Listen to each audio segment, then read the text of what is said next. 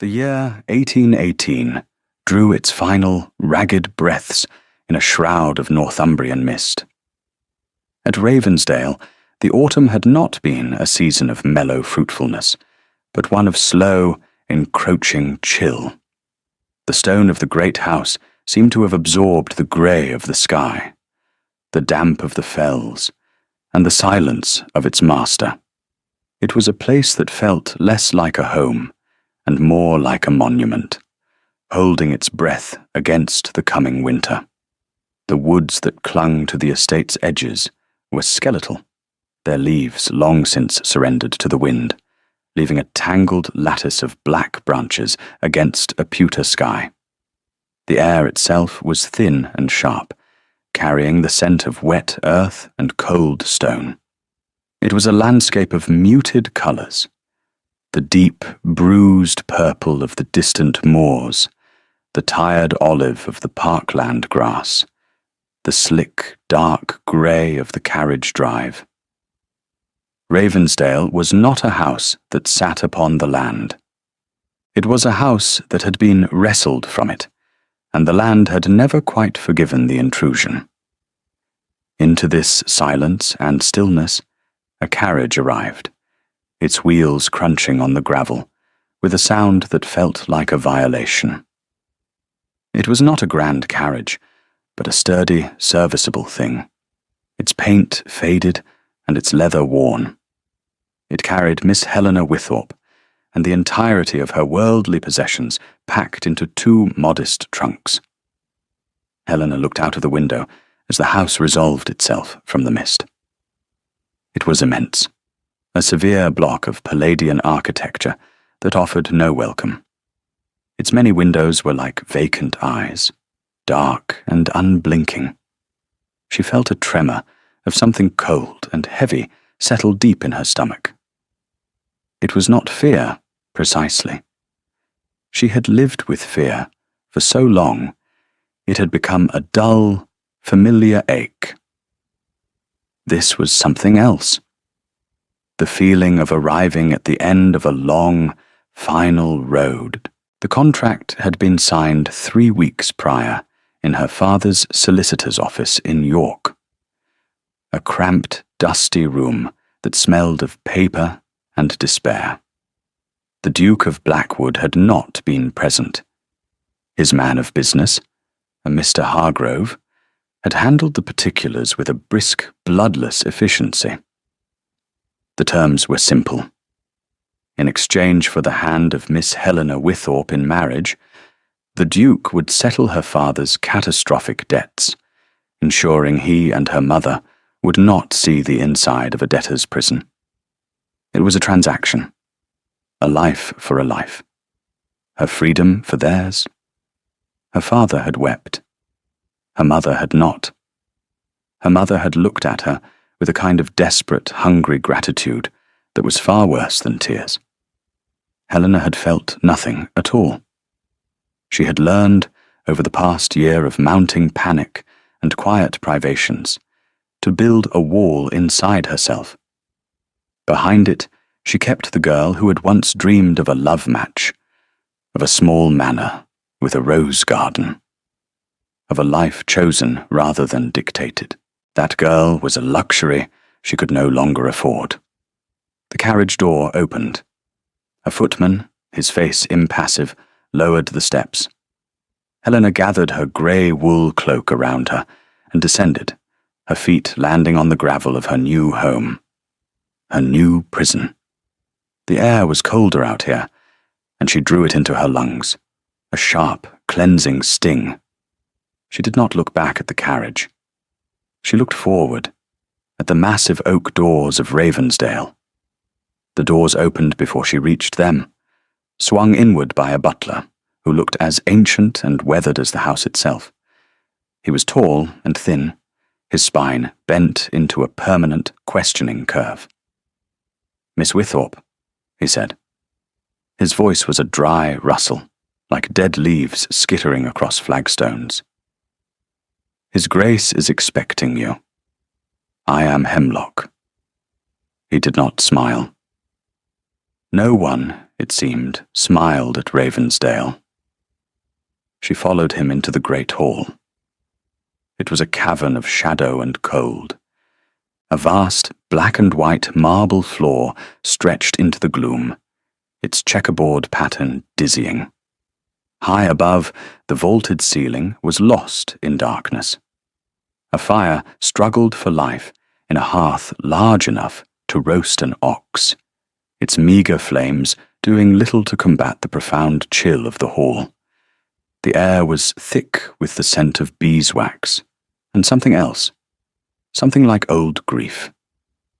A man was standing by the fireplace, one hand resting on the marble mantel. He turned as she entered. The Duke of Blackwood. He was taller than she had expected, and leaner. He was dressed entirely in black, from his polished boots to the severe cut of his coat, and the dark silk of his cravat. It was not mourning dress, not precisely, but the absolute absence of colour was a statement in itself. His hair was as black as his coat, raven black, and his face was a collection of sharp, aristocratic angles. A strong jaw, a straight nose, a mouth that was a thin, unyielding line. But it was his eyes that held her. They were the colour of the sea on a stormy day. A turbulent, restless grey that seemed to see everything and reveal nothing. He was 32 years old, and he looked both older and younger. Older in the weary set of his shoulders, younger in the raw, unguarded pain that flickered for a moment in his eyes before being extinguished. He inclined his head. A fractional movement. Miss Witthorpe. His voice was a low baritone, as devoid of warmth as the rest of him. Your Grace, she replied, her own voice steady. She would not be intimidated. She had sold her life, but not her dignity.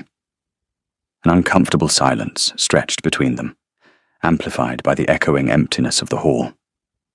He made no move to come closer, to take her hand, to offer any word of welcome. He simply watched her, his sea-grey eyes assessing her, as one might assess a new piece of livestock.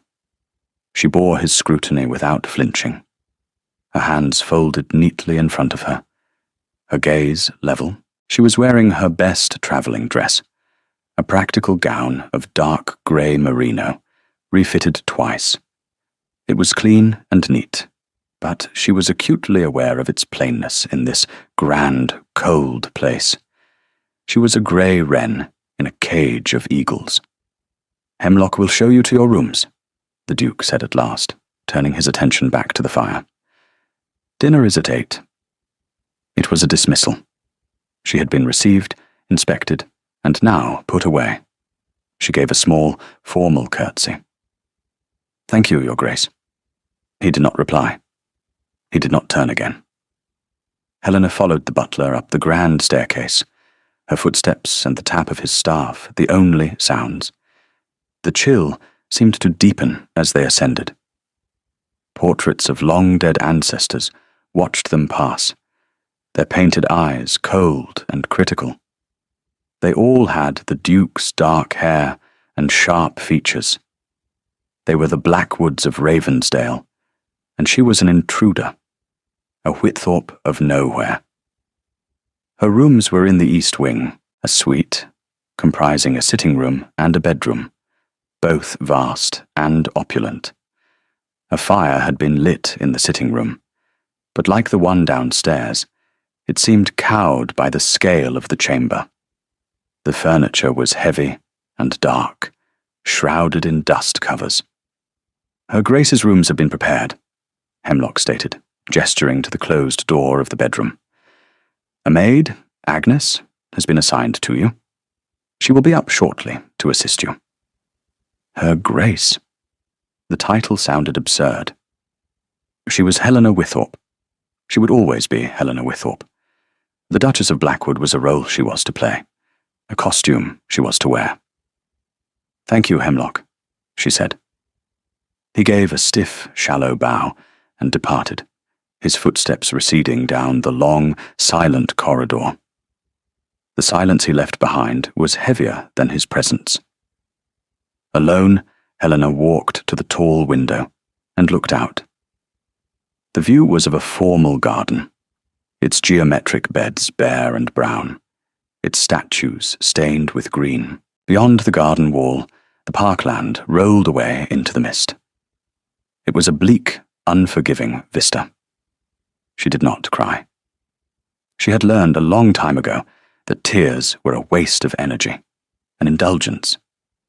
Instead, she unpinned her bonnet and set it on a chair.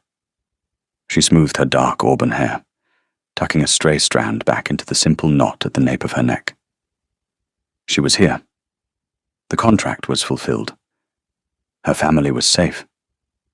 This was the price. She would endure it. She had always been good at enduring. Dinner was an exercise in silent misery. The dining room was another magnificent, heartless space, its walls covered in dark, faded tapestries depicting brutal hunting scenes. A long, polished mahogany table stretched for what felt like miles, set for two at opposite ends. The Duke and his new Duchess. They were two small, solitary islands in a vast, dark sea. The Duke did not speak. He ate with a remote, mechanical precision, his gaze fixed on some point in the middle distance. Helena ate what was put before her, the food tasteless in her mouth. The only sounds were the clink of silver on porcelain and the soft, ghostly movements of the footman. The silence was not peaceful. It was a living thing, a pressure that pressed in on her, making it difficult to breathe. It was filled with everything that was not being said. She studied him from her distant outpost. She saw the tension in his jaw, the way his hand clenched around his wine glass. He was a man locked in a fortress of his own making. The reports had said his younger brother, Edward, had died 6 months ago. A fall from a horse here on the estate. The Duke had been inscrutable before, they said, but since the death he had become a recluse, a ghost in his own home. He had needed a wife to secure the succession, an heir for the Blackwood line. But he had not wanted a companion. He had wanted a functionary, a womb. The thought sent another shiver of cold through her, a cold that had nothing to do with the draughty room. After the meal, which she could not wait to end, he rose. "I have work in my study," he said, the first words he had spoken in over an hour. "You may retire or use the drawing room as you see fit." He did not wait for a response.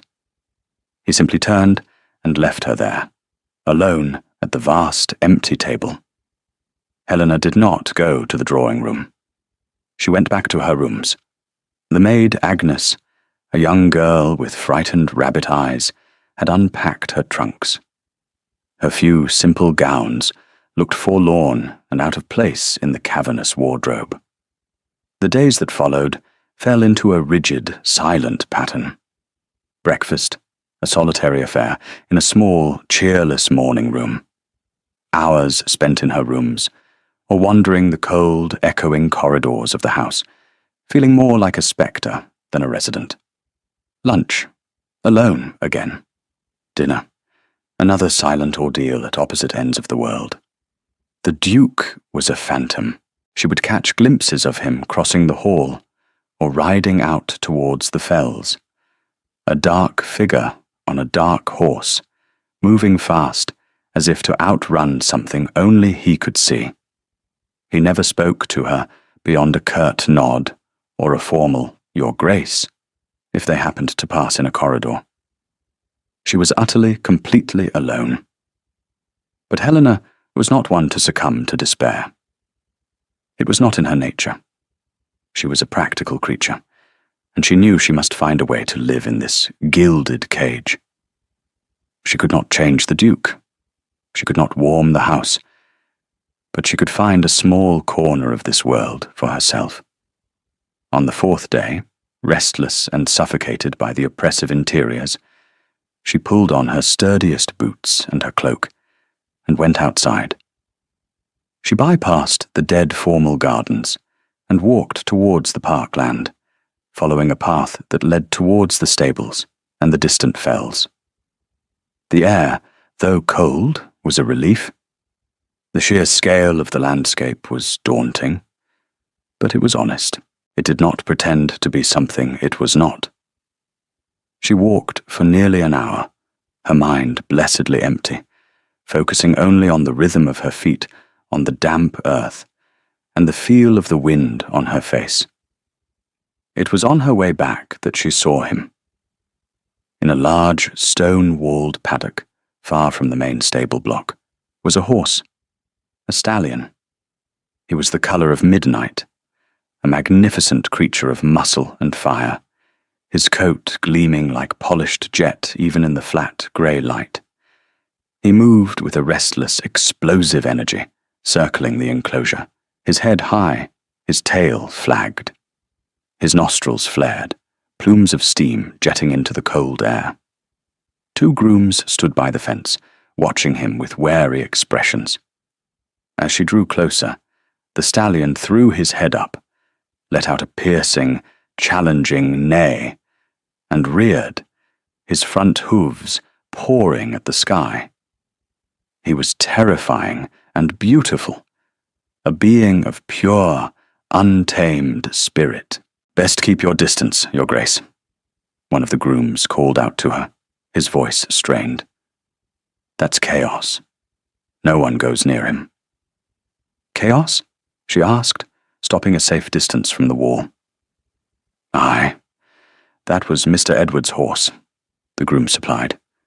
"The Duke's brother. Been half mad since the accident. Vicious he is. We can barely get in to feed him." Helena watched the stallion. He was not vicious. She had grown up in the country, had been around horses all her life. She saw past the wild posturing, the bared teeth, the lashing tail. She saw the fear. His eyes were wide, rolling, showing the whites. His muscles were coiled tight, not with aggression, but with a profound, inconsolable agitation. He was grieving. She felt a strange pang of kinship with the creature. A wild, broken thing, locked away in a cold, lonely place. She stayed there for a long time, just watching. The grooms eventually gave up and retreated to the warmth of the stables, leaving her alone with the wild horse she did not try to approach. She simply stood by the stone wall, her arms resting on the cold, moss-dusted top. She did not speak. She just watched, her presence quiet and undemanding. After a time, the stallion's frantic pacing began to slow. He stopped his circling and stood in the center of the paddock, his head still high, watching her. His ears were pricked, his whole body tense, but the frantic energy had subsided. He was observing her as she had been observing him. She came back the next day, and the day after that. It became her ritual, her escape. Every afternoon, she would walk to the far paddock and stand by the wall. She brought a book sometimes, but she rarely read it. She simply stood, a quiet, still point in the bleak landscape. Chaos began to expect her. He would still greet her with a show of wildness, a toss of his head, a snort, but it was becoming a performance, a ritual between them. The fear in his eyes was slowly being replaced by curiosity. He would watch her for the duration of her visit, and sometimes he would take a few steps closer to the wall before stopping, as if remembering he was supposed to be untamable. On the 7th day of her vigil, something shifted. It was colder than usual, a bitter wind sweeping down from the fells. Helena pulled her cloak tighter, her fingers numb as she rested them on the stone wall. Chaos was standing near the center of the paddock, his back to the wind, his head low. He looked dejected, a portrait of loneliness. Without thinking, she began to hum. A soft, simple tune her mother used to sing to her when she was a child. It was a wordless melody, a gentle, lilting air that held no demands, only a quiet comfort. The stallion's head came up. His ears swiveled towards her, catching the sound. He turned to face her fully. For a long moment, he was utterly still. Then, slowly, deliberately, he began to walk towards her. He did not charge. He did not posture. He moved with a soft, cautious tread, his eyes fixed on her face. He stopped directly in front of her, separated only by the wall. He was immense up close, his power a palpable presence. She could feel the warmth radiating from his body, see the intelligence in his dark, liquid eyes. Her humming faltered and stopped. Her heart was beating a slow, heavy rhythm against her ribs. 1 second, 2 seconds, 3. He lowered his head. Slowly, gracefully, he dipped his magnificent head until his muzzle was level with her hands, resting on the wall. He blew out a soft, warm breath that ghosted over her frozen fingers. It was a gesture of absolute trust, an offering. Helena felt a crack appear in the wall she had built around her own heart. A warmth spread through her chest, sharp and painful and wonderful. She reached out a hesitant hand and laid it gently on the soft space between his nostrils. His skin was like velvet. He did not flinch. He leaned into her touch, a low nicker rumbling in his chest. She was so lost in the moment, in this first fragile connection, that she did not hear the footsteps behind her. "What in God's name do you think you are doing?" The voice was like a whip crack, cold and sharp.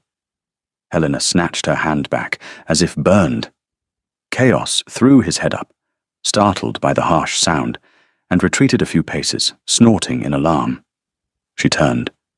The Duke was standing 10 feet away, his face a mask of thunderous disbelief. His sea-grey eyes were blazing. Beside him stood the head groom, his mouth agape. They had seen. They had seen it all. The Duke strode forward until he was standing right in front of her. He was radiating a cold fury. "Have you lost your senses? That animal could have killed you." Helena lifted her chin. The brief warmth she had felt was gone, replaced by a familiar, stubborn resolve. She would not be cowed. "He was not going to hurt me," she said, her voice quiet but firm. "He is a vicious, unpredictable beast. The grooms can barely handle him. And you, a stranger, think you can simply walk up and touch him?" His words were clipped, each one a shard of ice. "He is not vicious," she countered, her gaze unwavering. "He is lonely, and he is grieving." The Duke froze. The fury in his eyes was momentarily eclipsed by something else. Shock, and a flicker of that raw pain she had seen on her first day. He stared at her as if she had struck him. The word grieving hung in the air between them, a charged and dangerous thing. He seemed to search for a reply, his mouth opening slightly, but no words came. He looked from her face to the horse, who was watching them with anxious eyes, and then back to her. The anger had not vanished, but it had been complicated by a startling new element. Confusion. "Stay away from the horse, Your Grace," he said finally, his voice tight and controlled once more. "That is an order." He turned on his heel and strode back towards the house, his long, angry strides eating up the ground. He did not look back. Helena watched him go, her heart pounding. She had defied him. She had spoken a truth he did not want to hear. And in doing so, she had, for the first time, become visible. He had seen her, really seen her, and she was not sure if that was a victory or a catastrophe. She did not obey his order. The next day, she returned to the paddock. It felt like an act of defiance, a claiming of the one small piece of this world that felt like hers. She expected to be stopped, to be reprimanded. But no one came. Chaos greeted her with a low, welcoming nicker. He came to the wall immediately, resting his head on the stone, waiting for her touch. She stroked his face, speaking to him in a low, soothing voice. Here, with this broken creature, she did not have to be a duchess. She did not have to be a bartered bride. She could simply be Helena. She felt eyes on her and looked up towards the house. In one of the tall windows of the library, a figure stood watching. The Duke. A dark silhouette against the glass. He was too far away for her to read his expression, but she knew he was there. He was watching her break his command, and he was doing nothing. This became their new, unspoken dynamic. She would visit the horse, and he would watch from the library window. A silent, distant observation. The long, cold dinners continued, the formal, empty greetings in the corridors. But something had changed. The silence was no longer entirely vacant. It was now filled with his awareness of her. A week later, a new element arrived to disrupt their fragile, strange equilibrium. A carriage, far grander than the one that had brought Helena, swept up the drive. It was a high-perch phaeton of gleaming black lacquer and brilliant yellow wheels, driven by a lady with a fashionable, feather-plumed hat. Helena watched from her sitting-room window as the lady handed the reins to a groom with an air of careless authority and swept towards the front door. She was beautiful, even from a distance, with a confidence that seemed to radiate from her. A few minutes later, Hemlock appeared at her door. "Lady Sabine Finch has called, Your Grace. She is in the drawing-room." The name was vaguely familiar. She had heard the maids whispering it. A neighbour, a frequent visitor before. Helena smoothed her plain brown day dress and went downstairs. She entered the drawing-room to find the visitor standing before the fireplace as if she owned it. Lady Sabine was a vision of London fashion. Her gown was a vibrant sapphire blue, exquisitely cut, her blonde hair arranged in an elaborate cascade of curls. She turned as Helena entered, a bright, assessing smile on her perfectly painted lips. "Your Grace," she said, her voice as smooth and sweet as honey. She executed a flawless, graceful curtsy. "Sabine Finch, we are neighbours. I simply had to come and offer my welcome. We were all so surprised to hear of the Duke's sudden marriage." The word surprised was laden with meaning. It meant shocked. It meant appalled. "Lady Sabine," Helena replied, her voice even. "How kind of you to call." "Oh, it is my pleasure. Ravensdale has been so dreadfully grim these past months. We have all been so worried for Marcus." She used his given name with a casual intimacy that was clearly designed to sting. "He has shut himself away entirely. It is a relief to know he will have some company." Her eyes swept over Helena's simple dress, her unadorned hair, her quiet demeanour. The look was dismissive, pitying. It was the look of a woman who had expected to be the Duchess of Blackwood, and was now faced with this pale, unnotable replacement. "It is a large house," Helena said, refusing to be drawn. Sabine's smile tightened. "Indeed, and so difficult to manage without the proper experience. My mother always said the running of an estate like Ravensdale requires a very particular hand." She let the insinuation hang in the air. "But I am sure you will learn." Eventually. The Duke entered then, and Sabine's entire demeanour shifted. Her smile became warmer, more genuine. She moved towards him, placing a familiar hand on his arm. "Marcus, darling, I was just welcoming your bride." The Duke's face was impassive. He gently but firmly removed his arm from her grasp. "Sabine, I was not aware we were expecting you." The rebuke was subtle, but clear. Sabine laughed, a tinkling, artificial sound. "Oh, don't be such a hermit. I will not allow you to hide from all your old friends. We are having a small gathering at Finchley Park on Saturday. You must both come. It will do you a world of good to be in society again." It was not an invitation. It was a summons, a challenge.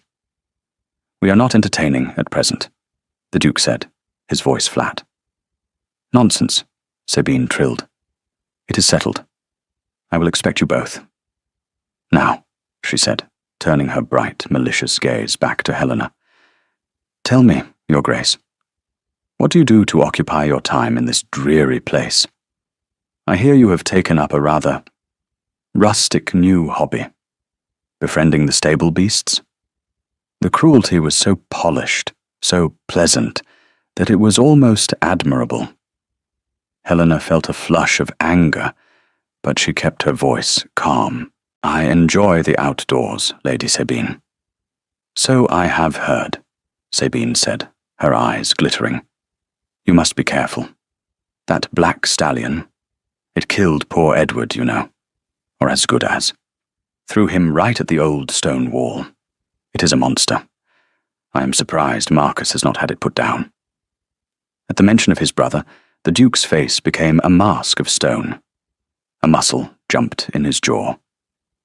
"That is enough, Sabine." "I am only speaking the truth, darling," she said, feigning innocence, out of concern for her Grace. The visit did not last much longer, but Sabine had accomplished her mission. She had established her territory, flaunted her intimacy with the Duke, and planted her sharp little barbs deep into Helena's composure. When she was gone, the silence she left behind was heavy with her cloying perfume and unspoken tensions. "You will not be required to attend the gathering at Finchley Park," the Duke said, his back to her. "I will send my regrets." "Thank you," Helena said quietly. He left the room without another word. Helena stood alone in the vast drawing room, feeling the sting of Sabine's casual cruelty. She had been dismissed, weighed, and found wanting. It was a familiar feeling, but it had never felt quite so sharp.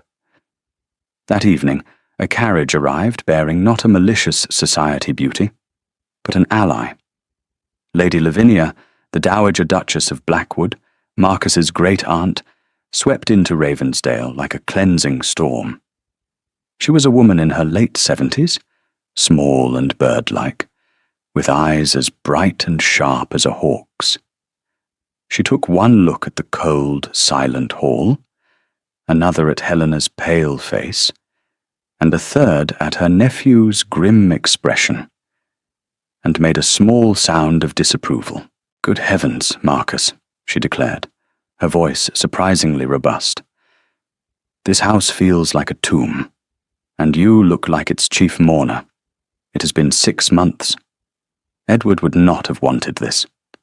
She turned to Helena, and her sharp eyes softened, just a little. "And you must be Helena. Come here, child." Helena approached, and the old woman took her hands. Her fingers were bony, but surprisingly warm.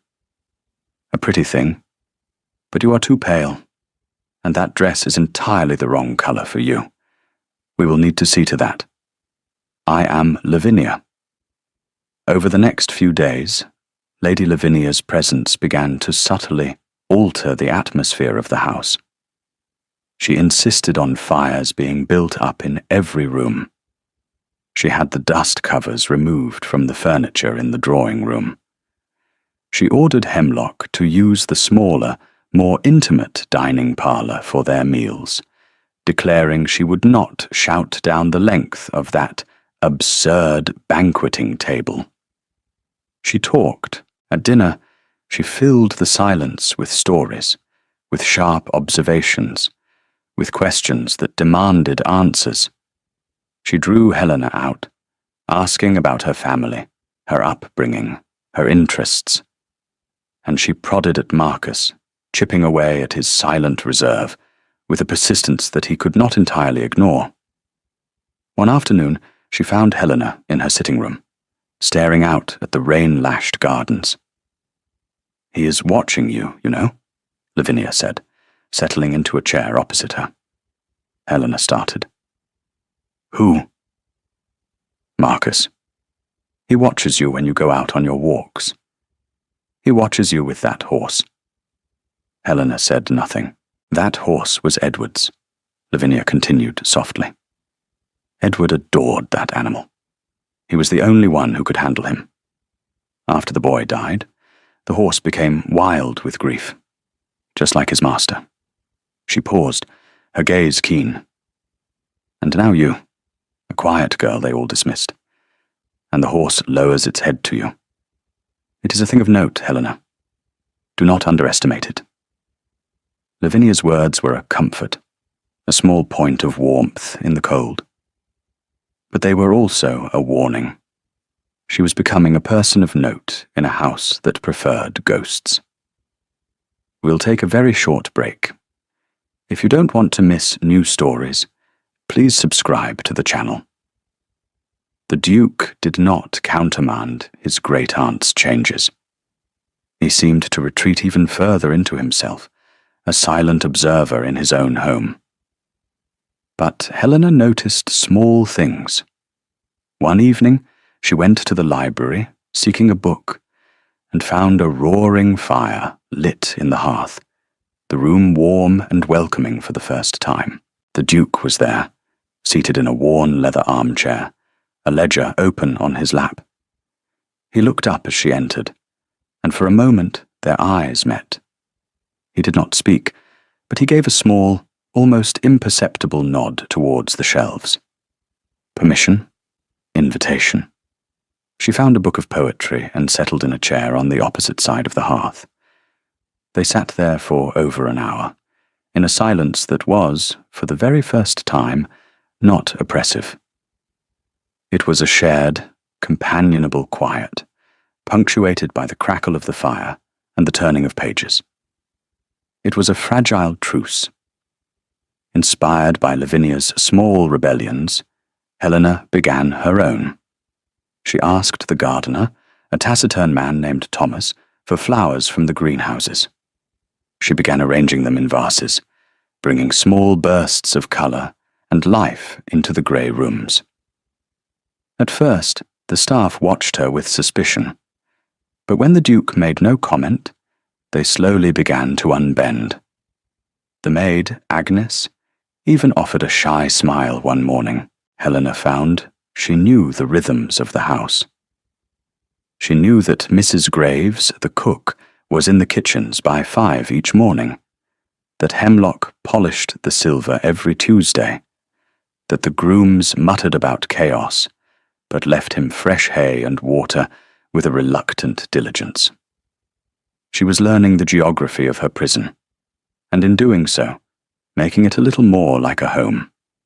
Her daily visits to chaos were the anchor of her existence. The bond between them deepened into a quiet, trusting friendship. She discovered he loved apples, and she would bring one from the kitchen every day, feeding it to him in careful slices from her palm. She would talk to him, telling him about her day, about the cold house and the silent Duke, and the sharp-eyed old lady who was her unlikely ally.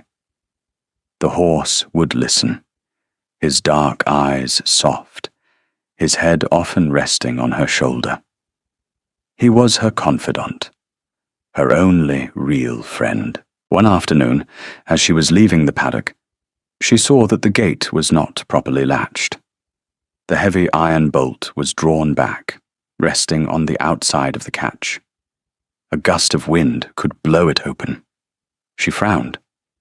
The grooms were always so careful. She slid the bolt firmly home, the sound of the metal clanging loud in the quiet air. It was strange. An oversight. 2 days later, it happened again. This time, the gate was slightly ajar. Chaos was standing near the opening, looking out, but had made no move to leave. A cold knot of suspicion formed in Helena's stomach. This was not an accident. She said nothing to anyone. She simply made sure the gate was secure before she left. The following week, Lady Sabine Finch called again. This time, she did not wait to be announced, but came upon Helena in the hall as she was returning from her walk. "Your Grace," Sabine said, her smile all teeth. "Still indulging in your stable boy pursuits, I see. Your gown is quite earthy." Helena ignored the jibe. "Lady Sabine, I trust you are well." "Oh, I am always well," Sabine replied breezily. She lowered her voice to a confidential whisper. "I came to see Marcus, of course. He's been so low. I thought I might be able to cheer him. We were always so close, you know. Before... She gestured vaguely, a gesture that encompassed both Edward's death and Helena's arrival. "His Grace is in his study," Helena said, her tone cool. "Yes, I know." Sabine's eyes glittered with triumph. "He is expecting me." It was a lie, Helena was almost certain, but she could not challenge it. She watched as Sabine swept past her and headed for the West Wing, towards the Duke's private domain. The scent of her heavy, floral perfume lingered in the air like a poison. Helena felt a pang of something she could not name. It was not jealousy. It was a kind of protective anger. Sabine was a vulture, circling, waiting for the house and its master to fall. An hour later, a commotion erupted from outside. Shouts from the direction of the stables. The sound of a horse neighing in panic. Helena ran to the window. Her heart leaped into her throat. Chaos was out. The black stallion was galloping across the lawn towards the formal gardens, his eyes wild, his tail high. Grooms were running after him, shouting, waving their arms, which only made him more frantic. Without a second thought, Helena ran from the room, down the great staircase, and out the front door. She ignored Hemlock's cry of alarm. "Stay back," she called to the grooms. "You are frightening him." She walked calmly onto the lawn, into the path of the panicked horse. He was thundering towards her, a terrifying mass of black muscle. The grooms scattered. "Chaos," she said, her voice low and steady. "Chaos, it's me." The stallion was nearly upon her. He swerved at the last second, his hooves tearing up the turf. He circled her, snorting, his body trembling. "It's all right," she murmured, standing her ground, making no sudden moves. "It's all right now. You are safe." She held out a hand. She did not move towards him. She waited. He circled her again, his pace slowing. He stopped, his chest heaving. He looked at her, the panic in his eyes slowly receding. He knew her. She was the calm presence from the paddock wall. She was the voice that hummed. She was the hand that offered apples. He took a hesitant step towards her. Then another. He lowered his head and nudged her outstretched hand. A wave of relief so profound it made her dizzy washed over Helena. She took hold of his forelock gently. "Come on, boy," she whispered. "Let's go home." Slowly, she began to walk him back towards the distant paddock. The grooms watched in stunned silence. As she reached the paddock, she saw the gate swinging wide open. The bolt was not just unlatched. It was broken. The metal housing had been smashed, as if struck by a heavy stone. This was no accident. It was deliberate. Sabotage. And then she saw the Duke standing by the stable block. He had come out to see what the commotion was. With him was Lady Sabine, a look of thwarted fury on her beautiful face. Marcus's gaze was fixed on the broken latch, and then on Sabine. His expression was colder and harder than she had ever seen it. He said something to Sabine, his voice too low for Helena to hear. Sabine's face went pale. She turned and practically ran to her waiting carriage, climbing in without waiting for the footman. The phaeton tore down the drive and was gone. The Duke walked over to Helena, who was now standing inside the paddock with Chaos, stroking the horse's neck. His sea-grey eyes were unreadable. "Are you harmed?" he asked, his voice tight. "No, Your Grace. We are both unharmed." He looked at her plain dress now stained with mud, at her calm hand on the neck of the supposedly untamable beast.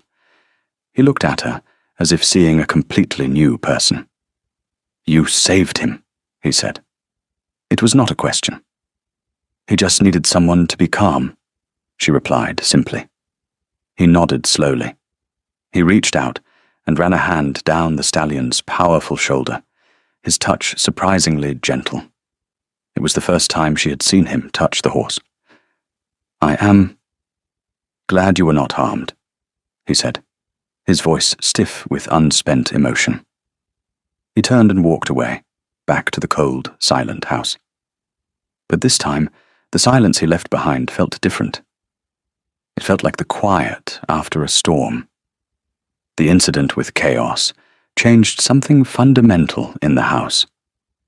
The Duke began to seek Helena's company, not just in the shared silence of the library, but in quiet, hesitant conversation.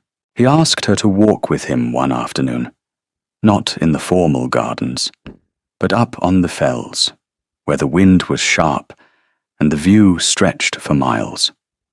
They walked for a long time without speaking, the only sound their boots on the rough track and the cry of a distant bird. The landscape was vast and empty, and in its emptiness there was space to breathe. "Sabine Finch will not be calling again," he said abruptly, his gaze fixed on the horizon. Helena glanced at him. His profile was stark against the grey sky. "I see." She admitted to breaking the latch. She thought the horse would run off, or that it would harm you, forcing me to have it put down. He spoke the words with a quiet, bitter disgust. "Why would she do that?" Helena asked, though she knew the answer. He stopped walking and turned to face her. "Because she believed she was to be the next Duchess of Blackwood. She saw you as an interloper." "And am I not?" Helena asked, her voice soft. A strange expression crossed his face. He looked at her for a long moment, at her wind-whipped hair and her clear, steady eyes. "No," he said, the word quiet but firm. "You are not." He began to talk then, in short, halting sentences. He spoke of the estate, of the tenant farms, of the struggles of the last few years. He did not speak of his brother, not yet. But he was opening a door, just a crack, into his world.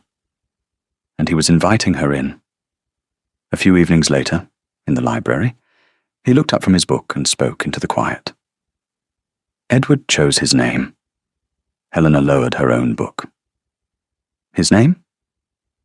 "Chaos," the Duke clarified. "The Stallion. The breeder called him Midnight Sun. Edward said it was sentimental nonsense. He said the horse had a storm in its heart. He called him Chaos." He smiled. It was not a real smile. The almost of a smile, a brief, painful flicker of memory at the corner of his mouth. My father was appalled, but Edward, Edward always had his own way of seeing things.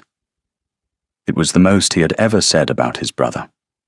It was a gift, a small, fragile offering of his grief. "He sounds like he was a remarkable young man," Helena said softly. The almost smile vanished. "He was reckless," the Duke said, the familiar shield of coldness snapping back into place. "And it cost him his life." He closed his book with a quiet finality, ending the conversation. But the door, once opened, could not be entirely shut. Helena felt a deep, compelling need to understand. To understand the silent, grieving man who was her husband, and the ghost of the brother who haunted every corner of Ravensdale. One night, unable to sleep, she went down to the library.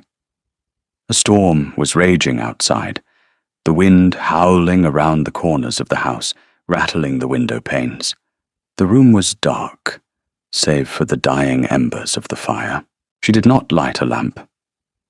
She stood by the window, watching the trees thrash in the darkness. Her gaze fell upon the Duke's desk. It was a massive mahogany piece, its surface neat and ordered. On a sudden impulse, she walked over to it. She was not looking for anything in particular. She was just drawn to this center of his solitary world. She ran her fingers over the cool, polished wood. Her hand brushed against a small, carved rosette on the side of the pedestal. It felt loose. Curious, she pressed it. There was a soft click.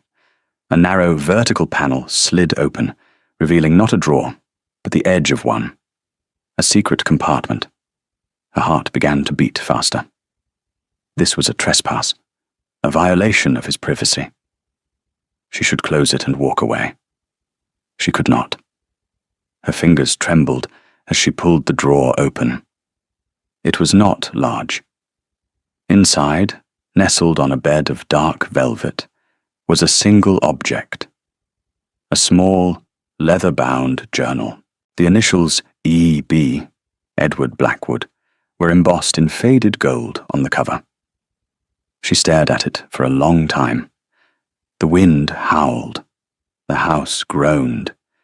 It felt as if the entire world was telling her to stop. Reading this felt like a betrayal far greater than their transactional marriage. It was a betrayal of the fragile trust that was beginning to grow between them. But her need to understand was stronger. To understand the brother was to understand the Duke. To understand the grief was to understand the man. With a deep breath, she lifted the journal from the drawer. She took it to the armchair by the dying fire and opened it. The handwriting was a bold, energetic scrawl, so different from the Duke's precise script. She began to read. The journal was not a record of recklessness. It was the opposite. It was a record of sensitivity, of poetry, of a young man who felt things with a painful intensity. He wrote of his love for the wild fells, for music, for his horse, Chaos, whom he called his dark confidant. He wrote of the pressure he felt to be a Blackwood, bold, fearless, a sportsman.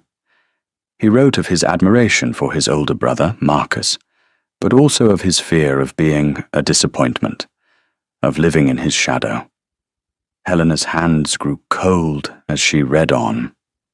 The entries from the final weeks of his life were filled with a growing anxiety. His friends were planning a reckless steeplechase across the fells. There was a particularly dangerous jump over a collapsed section of stone wall. They were all daring each other to take it. Edward did not want to. He described the jump in detail, the poor takeoff, the treacherous landing. He called it a fool's errand. The final entry was dated the morning of his death. They are all going. Marcus is away in London, thank God. He would try to stop me, and I would feel a coward. But I feel a coward for going.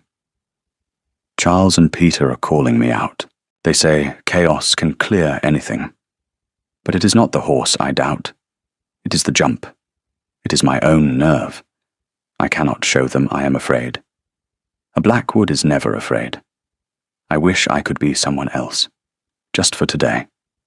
Helena closed the journal. The room was utterly silent, save for the beating of her own heart. A profound, aching sadness washed over her. Edward Blackwood had not been a reckless boy courting danger. He had been a sensitive, frightened young man who had died because he was too afraid to admit his fear. Marcus was grieving a man who had never existed. He was honoring a myth of reckless bravado, while the true, gentle boy was lost, misunderstood even in death. And the Duke's grief, his guilt, was tangled up in this false narrative. He had not seen his brother. Not the real him. A floorboard creaked in the hall. Helena's head snapped up. Her blood ran cold. The library door opened. The Duke stood on the threshold, a lamp in his hand. The light cast long, dancing shadows, throwing his face into sharp relief. His eyes went from her face to the open secret drawer, to the journal clutched in her hands. His face, which had been slowly softening over the past weeks, became a mask of ice. The sea grey of his eyes turned to stone. The air in the room became thick, heavy, impossible to breathe. "What?" he said, his voice a low, dangerous whisper. "Have you done?" He strode into the room, setting the lamp down on a table with a thud. The light flared, illuminating the fury and a deep, wounded betrayal in his eyes. He did not shout. He did not need to. The cold rage emanating from him was more terrifying than any outburst. "You had no right," he said, his voice shaking with a suppressed violence. That was private. That was his. Helena rose to her feet, the journal still in her hand. Her own heart was pounding, but her resolve was like steel. She would not cower. Not now. "I know," she said, her voice surprisingly steady. "It was a violation, and I will not ask for your forgiveness for it." His eyes narrowed. "You will leave this room. You will go to your own, and in the morning we will discuss the arrangements for your departure." It was over. He was sending her away. The fragile world she had begun to build was shattering around her, but she did not move. "No," she said. He looked at her as if she had sprouted a second head. Disbelief warred with his anger. "What did you say?" "I said no," she repeated, taking a step towards him. "You can send me away tomorrow. You can dissolve this marriage and cast me out. But tonight, you will listen to me." She held up the journal. "You have spent 6 months grieving a lie. You have wrapped yourself in this story of a reckless, fearless brother who died living the life he chose. You have honored him by becoming a ghost, by turning this house into a tomb, by punishing yourself and his horse for a death you think was his fault. Do not speak of what you do not understand." He gritted out, his hands clenched into fists at his sides. "I understand more than you think," she shot back, her voice rising with a passion that surprised them both. "I understand that your brother was not fearless. He was terrified. He died because he was too afraid of disappointing you, of failing to be the Blackwood you all expected him to be. He died of a broken heart long before he reached that wall." She took another step, closing the distance between them until she was standing directly before him. She could feel the heat of his anger, the rigid wall of his control. "You are not grieving Edward," she said, her voice dropping to a fierce, intense whisper. "You are grieving the man you thought he was. the man you wanted him to be. And in doing so, you are betraying the memory of the gentle, sensitive, frightened boy he truly was. The boy who loved music and poetry. The boy who called his horse his dark confidant. She saw it then. The crack in the ice. A tremor that ran through him. His control, so absolute, so unyielding, was fracturing. "Stop," he whispered, the word ragged, broken. "You see his recklessness in chaos," she pressed on, relentless. "But I see his fear, his loneliness, his grief. That is why he comes to me. I do not try to tame him. I just see him, the way you should have seen your brother." That was the final blow. A choked, guttural sound was torn from his throat. The stone mask crumbled, and what was left was a raw, agonizing grief that was terrible to behold. He staggered back a step, his hand coming up to cover his mouth. His sea-grey eyes, which had been so cold, were now flooded with a pain so profound it stole her breath. He did not weep, but the desolation on his face was worse than any tears. He looked at her, and in his eyes she saw not anger, but a shattered, dawning horror. The horror of a truth too long denied.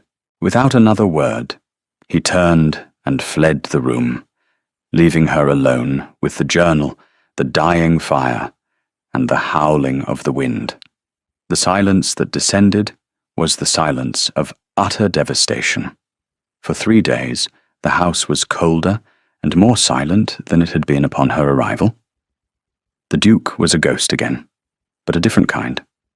Before, his presence had been a cold weight. Now, it was a gaping absence. He did not appear for meals. He did not ride out. The light in his study remained unlit. Hemlock reported, his face grim, that His Grace was not seeing anyone. Helena moved through the days in a fog of uncertainty. She had spoken the truth, a truth she believed he needed to hear, but she had wielded it like a weapon. She had shattered him. The small, fragile world they had begun to build lay in ruins. She expected a summons at any moment. A cold, formal note from his solicitor. The end? She continued her routines. It was all she knew how to do. She arranged the flowers. She walked the grounds. And she visited chaos.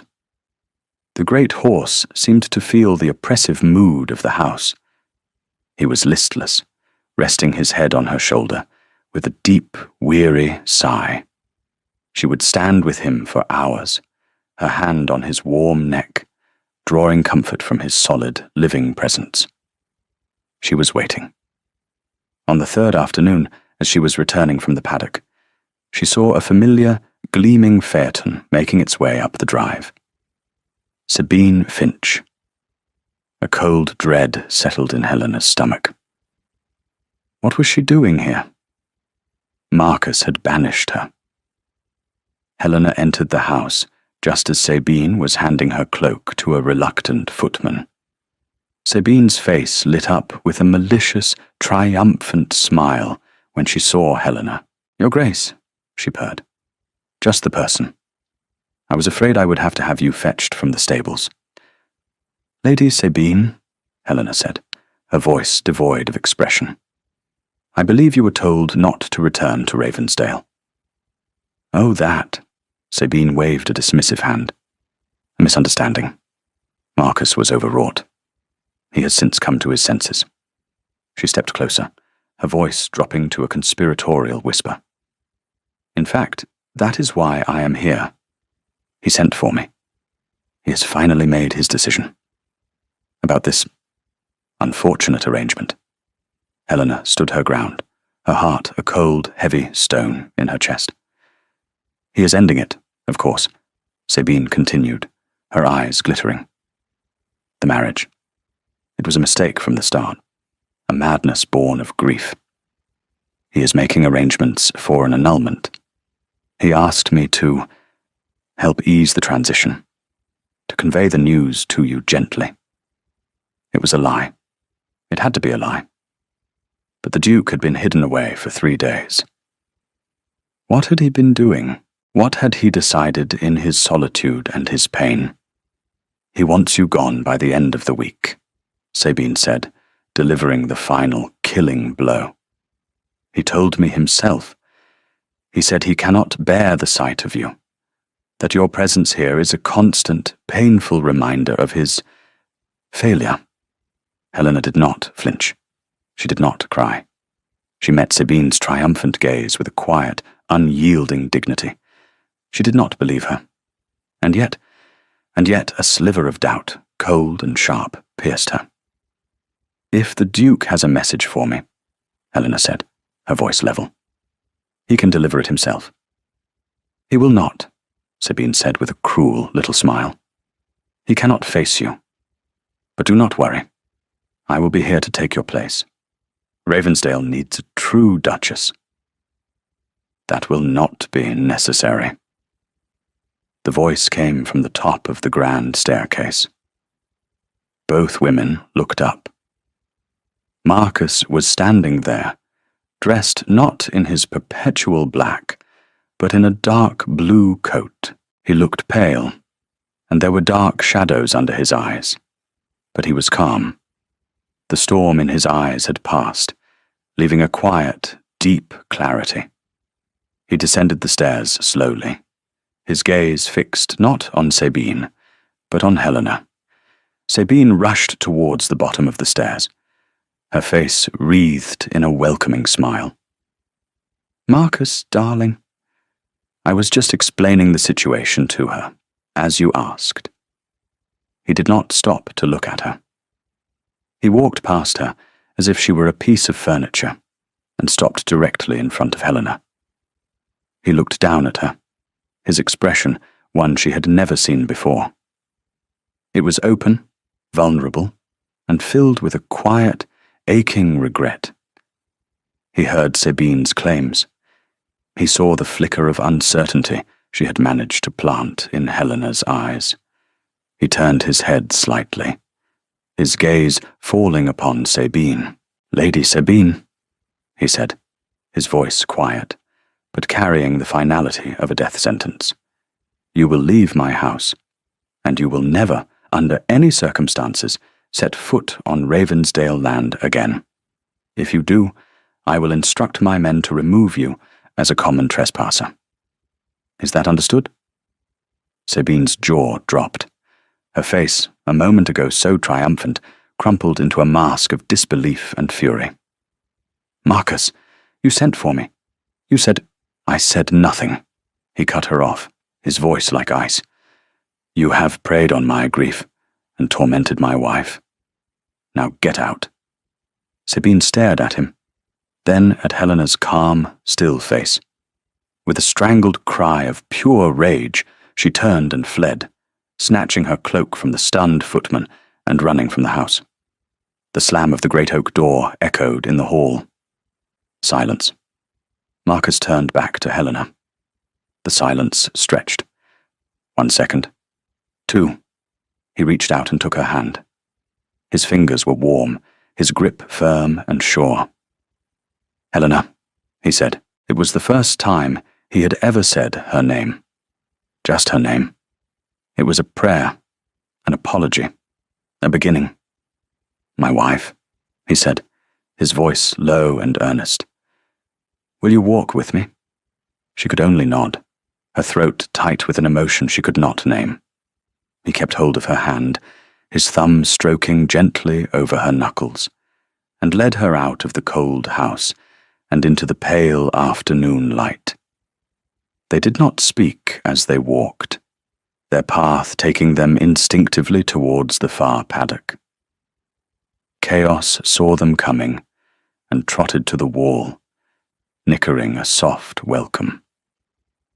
They stopped, their joined hands resting on the cold stone. "I have been a blind fool," Marcus said, his gaze on the horse. "For 6 months, I have been mourning a ghost of my own creation, a hero, a reckless Blackwood, because it was easier than admitting the truth. He turned to her, his sea-grey eyes filled with a profound, humbling sorrow. It was easier than admitting that I failed him. I was his older brother. I should have seen his fear. I should have protected him. But I was too busy being the Duke of Blackwood. I pushed him, just as everyone else did, to be something he was not. He looked down at their hands. You saw him. In the journal. In the horse. You saw the real Edward. You saw him with a clarity I never had. He lifted his gaze back to her face. And you saw me. You have seen past the cold, grieving shell I made of myself. You stood in that library and held a mirror up to me, and you forced me to look. It was the cruelest, kindest thing anyone has ever done. A tear traced a path down her cheek, and she did not bother to wipe it away. I did not ask for a wife, he said, his voice thick with emotion. I signed a contract for a duchess, a functionary, but I did not get what I bargained for. I got you, a woman of quiet courage and fierce integrity, a woman who could see the truth in a grieving horse. He released her hand, only to gently cup her face. You did not tame chaos, Helena. You listened to him. You gave him a space to be seen for what he was. And in doing so, you did the same for me. He searched her eyes. The contract between us is a piece of paper, a transaction. I want to tear it up, and I want to ask you, not as a duke to a commoner, but as a man to a woman. Will you stay? Will you choose to be my wife? Will you help me bring this house and its master back to life? It was not a demand. It was a plea. He was giving her back the choice that had been stolen from her. The choice to leave. The choice to stay. She looked at this man, his pride stripped away, his heart laid bare. She looked at the wild, beautiful horse who had been her first friend. She looked at the bleak, grey landscape that was beginning to feel like home. Yes, she whispered. Marcus, yes. The smile that finally broke across his face was a true smile. It reached his eyes, transforming his severe features, chasing away the last of the shadows. It was like the sun breaking through the clouds after a long, hard winter. And in that moment, Helena knew she had not just found a home. She had found her heart. The spring that came to Ravensdale that year was a revelation. It was as if the land itself, freed from the oppressive grief of the house, could finally exhale. Daffodils bloomed in great golden swathes across the parkland. The skeletal trees of the woods cloaked themselves in a haze of vibrant green. The air was soft, filled with the scent of damp earth and new life. Inside the house, the transformation was just as profound. The rooms were filled with light and air. The heavy velvet curtains were drawn back, and the windows were thrown open to the gentle breeze. The sound of conversation, and even, on occasion, laughter, echoed in the halls that had once held only silence. Helena, with Lady Lavinia as her enthusiastic co-conspirator, had breathed life back into the stone. The gardens were being replanted, not with severe formal beds, but with a joyful tangle of roses and lavender. The long dining table had been moved to storage, and they took their meals in the sunny parlour, their chairs close together. Marcus had changed most of all. The cold, remote Duke was gone, replaced by a man who was quiet, yes, but whose silence was now one of peaceful contemplation, not pain. He smiled often, a slow, warm smile that was almost always directed at his wife. He worked, managing the estate with a renewed purpose, but his evenings were for Helena. They would walk on the fells, which were now carpeted in purple heather, or sit together in the library, reading their shoulders touching, a comfortable, established companionship between them. They spoke of Edward often, not with the raw, agonizing grief of before, but with a quiet, loving sadness. Marcus had shared the contents of the journal with Lady Lavinia, and together the three of them had mourned the gentle boy he truly was. The myth was gone, and in its place was the memory of a real, beloved brother. His portrait was moved from a dark corridor to a place of honor in the library, and it seemed to Helena that the sad eyes in the painting had finally found some peace. One bright May afternoon, Helena and Marcus stood by the familiar stone wall of the far paddock. Chaos trotted over to them, no longer a creature of frantic energy, but of serene power. He nudged Helena's hand, searching for the customary apple, then rested his great head on Marcus's shoulder. Marcus stroked the horse's neck, his expression gentle. "He's happy," Helena said softly. "We are all happy," Marcus replied, slipping his arm around her waist and drawing her close.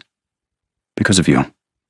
He looked down at her, his sea-grey eyes clear and full of a deep, abiding love. "You came to Ravensdale, a stranger, a bride in a bargain. They all dismissed you. I dismissed you. And you saved us all, simply by being who you are." She leaned her head against his shoulder, her heart full. She was no longer the dismissed girl, the grey wren. She was Helena, Duchess of Blackwood, a wife, a partner, a woman who had been chosen, a woman who had chosen. She was, at last, truly and completely seen. Thank you for listening to the story all the way to the end. Please tell us which city you're watching from, and what the story made you feel. Don't forget to subscribe so you won't miss new stories.